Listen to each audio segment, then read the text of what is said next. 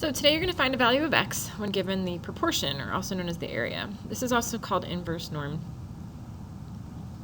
So back on page 7 of this homework packet, we were introduced to Frank, who wanted to be accepted into a prestigious study abroad program. In order to be considered for the program, each applicant took an entrance exam. The mean score for all students was 79%, with a standard deviation of 5.9%. If the program only accepts applicants within the top 5% of scores, what score would Frank need to be accepted? So let's highlight some of the things that this problem is telling us.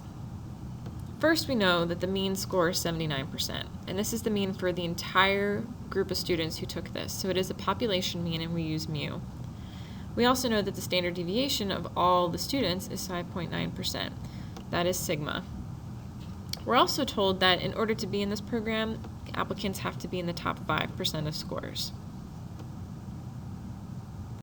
With this information, we know that we can fill in a normal distribution. Our center is the mean, 79%, and then we fill in the rest of our curve using the standard deviation. We also want to make sure we include our label. This is the score on the entrance exam. So the scenario states that only the top 5% of scores are accepted. So let's shade in what the top 5% would be. So we know that the tail is about 0.15, and then the next section between 2 and 3 is 2.35, so that's 2.5%. So it has to be a little bit to the left of the second standard deviation. So this is approximate. So this is top 5%. And we need to figure out what score is going to get us in that region.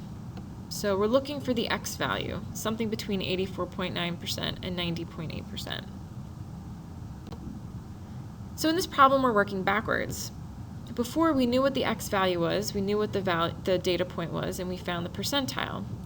Now we know what the area is, and we need to find the x value that get us there. So before, we would use the z-score formula to calculate the z. We would sketch the distribution and shade the region that we were looking for. We would then go to our z-score table and locate the area that corresponds with the z-score. And then we would record that area. So working backwards is going to go something like this. When we're actually looking for the data value, because we know the area, we start with a sketch. Then we find that area in the z-score table. We record the z-score that corresponds to that area, and then finally we use our z-score formula to find x. So essentially we're working backwards from the problems that we've done previously. So we know that the z-score table only records areas that are to the left of a given value. So being in the top 5% means that you're actually in the 95th percentile. So we're looking for, in our z-score table, we're looking for the values to the left. So to the left of our shaded area is 0.95. So the area that we need to find in the z-score table is also 0.95. So I go to my z-score table, and I know that the outsides are the z-scores, but all the numbers on the inside are the areas. Which area in the table is closest to 0.95? Well, there's actually two. 0.9495 and 0.9505 are both equidistant from 0.95. They're both 0.005 away. So when this happens and you have two possible z-scores that are equidistant from the area that you're looking for, we average them. So the z-score that corresponds to 0.9495 is 1.64, and then the z-score for the other one is 1.65. When we average these together, that means that you would have to have a z-score of 1.645 in order to be in the top 5%. But we want to know what test score. So we have to go back to our z-score formula. We now know that the z that will give us a top 5% is 1.645. We know the average of the group is 79, standard deviation is 5.9, and we are looking for the data value. What is that test score that's going to get us there? So here's our z-score formula, and I substitute the values in. So this is algebra 1. In order to find out the value of x, I have to multiply both sides by 5.9. Then finally, to get x by itself, the inverse of subtracting 79 would be to add 79. So I get a value of 88.7%. Does this make sense? Well, let's go back to our picture. I can see that the shaded area starts somewhere between 84.9% and 90.8%. So does it look like 88.7 is a logical solution? Yeah, definitely. 88.7 falls between that range, and it's pretty close to the 90.8, so it looks like that's a pretty good estimate. This means that in order for Frank to get into the program, he needs to score at least an 88.7% on the NCLEX exam. Here's one more example. After their most recent vet visit, Ms. Hammond was informed that her dog Shadow, look how cute he is, was in the 70th percentile of weights for dogs his height. After a little internet reconnaissance, she found out that the mean weight is 32 pounds with a standard deviation of 2.7 pounds. How much does Shadow weigh? On an AP exam, if you get an open-ended question like this, we have to follow our 4 steps. So the 4 steps begin with state. What are we looking for? What information is given? We want to make sure that we're defining any variables that we're going to be using. So let's first see what we know in this problem. We know that Shadow's in the 70th percentile. That's an area. We know that the mean for all dogs his height is 32 pounds. That would be a population mean, so that's mu.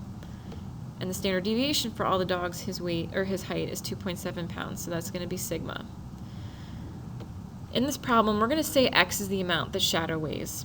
We want to find the value of x at the 70th percentile for a normal distribution with a mean of 32 pounds and a standard deviation of 2.7 pounds. This statement is something similar to that is what you would need to write on the AP exam to receive credit. You need to tell the testers what you're looking for, what information you have.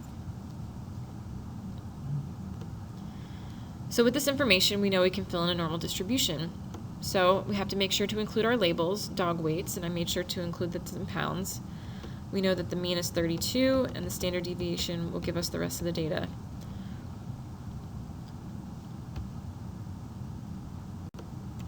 This time we know that Shadow is in the 70th percentile. 70th percentile means that 70% of dogs weigh less than Shadow. So I approximated, I know right down the middle at 32 is the mean, so that's 50%. And then I shaded a little bit to the right because I know that area between 0 and +1 standard deviations is 34%, which would take the total shaded area to 84, and that's just too big, so I knew it had to be less than that. So this is an approximation. This is what I think 70 percentile would look like, so the area here is 0.7. So we're trying to figure out what value would have to be x in order to make this happen. So looking at our picture, we know that it's got to be somewhere between 32 and 34.7. So 70th percentile.